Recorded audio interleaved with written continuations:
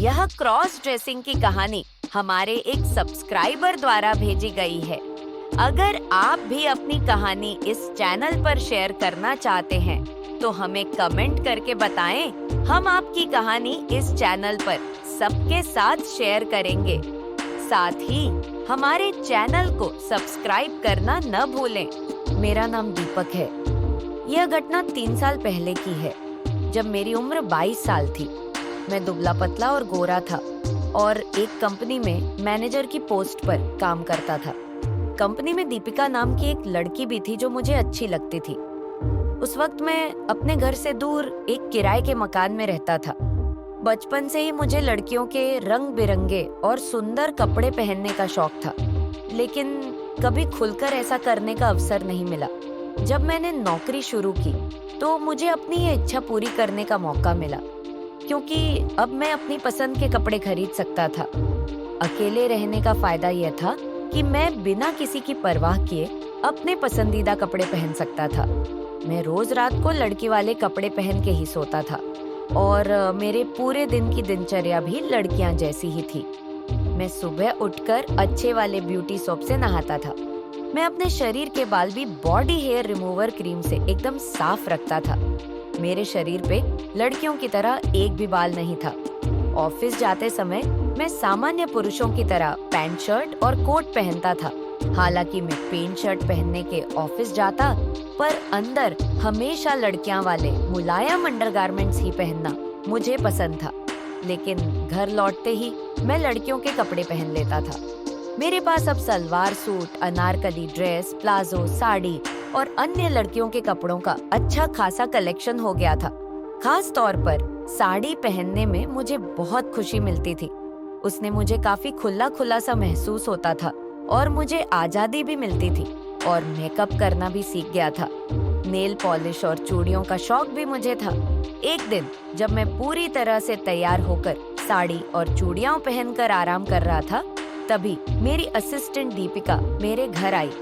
मुझे देखकर वह हैरान रह गई।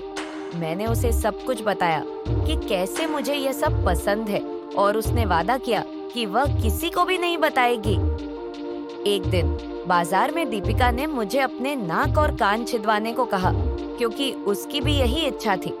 मेरी आपत्ति के बावजूद मुझे यह करना पड़ा। हमारी बातचीत के दौरान दीपिका ने मुझे समझाया कि मैं एक असाधारण रूप में जी रहा हूँ, लेकिन उसे मेरा यह रूप पसंद था।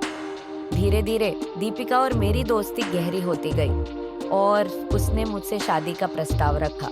उसने अपनी शर्तें रखी, जिनमें शामिल था कि शादी के बाद मैं केवल महिलाओं के कपड़े पहनूंगा और अपनी संपत्ति उसके नाम कर दूंगा। मैंने उसकी सभी शर्तें मान ली। कुछ ही दिनों बाद हमने शादी कर ली। दीपिका मुझे अपनी सहेली के ब्यूटी पार्लर ले गई और उसे मुझे लड़की की तरह तैयार करने को कहा। पार्लर में सबसे पहले मेरी पूरी बॉडी पर वैक्सिंग करके सारे बाल निकल दिए। मुझे काफी अच्छा लग रहा था लड़की के जैसे तैयार होने में। दीपिका की सहेली ने मेरी आईब्रो बनाकर मेकअप करके मुझे साड़ी और ब्लाउज पहना दिया। जब मैंने शीशे में देखा तो खुद को पहचान नहीं पाया। मैं पूरी तरह एक सुंदर लड़की लग रहा था। पार्लर में मौजूद लड़कियां मुझे देखकर मुस्कुरा रही थी, जिससे मुझे बहुत शर्म आ रही थी। फिर दीपिका ने मुझसे कहा कि अब हम मॉल जाएंगे और वहाँ थोड़ी सी शॉपिंग करेंगे। पहले मैं थोड़ा घबरा गया, पर फिर ब्यूटी पार्लर वाली सहेली ने भरोसा दिलाया तो मैं तैयार हो गया और हम दोनों मॉल के लिए निकल पड़े। मॉल में दीपिका और मैंने बहुत सारी शॉपिंग की। फिर दीपिका ने मेरे कान में एक काम करने को बोला। मैं अभी शायद उसके लिए तैयार नहीं था, पर उसने मुझे कहा कि मजा आएगा तो मैं मान गया। अगर आप जानना चाहते हो वो मजे वाला काम क्या है और मैंने वो मजे वाला काम कैसे किया, तो आप हमें कमेंट करके भाग 2 लिख दीजिए।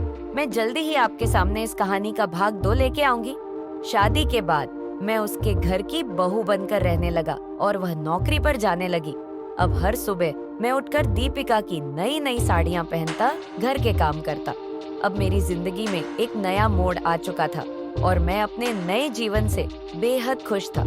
इस अनुभव ने मुझे यह सिखाया कि खुद को एक्सप्रेस करना कितना जरूरी है। लड़कियों के कपड़े और मेकअप वाकई में बहुत सुंदर और खास होते हैं। मुझे खुशी है कि मैंने अपनी यह इच्छा पूरी की। अगर आपको मेरी यह कहानी पसंद आई हो तो हमारे चैनल को लाइक और सब्सक्राइब करें। प्लीज हमारे चैनल को लाइक और सब्सक्राइब करें। वीडियो बनाने में बहुत मेहनत लगती है। अपने क्रॉस ड्रेसिंग पसंद करने वाले दोस्तों के साथ भी इसे शेयर करें। धन्यवाद।